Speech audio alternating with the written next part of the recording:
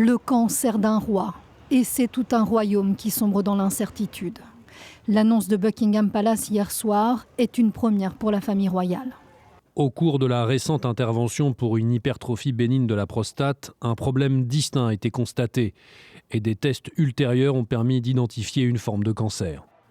Une communication qui intervient une semaine exactement après l'opération du roi pour une hypertrophie de la prostate.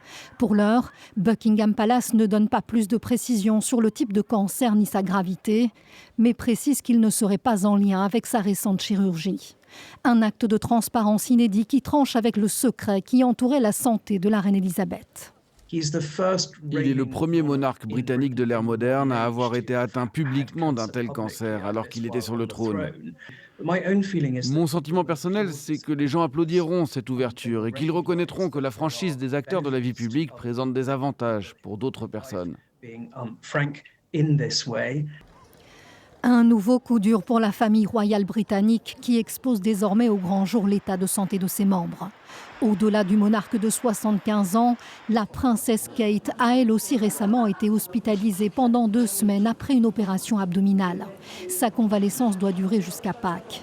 Le roi, lui, continuera à s'occuper des affaires d'État et des formalités administratives, comme d'habitude, assure le palais. Seuls ses engagements publics ont été suspendus, mais pas question de céder la main. Il est peu probable que le prince William prenne la place du roi Charles ou assume ses responsabilités à ce stade.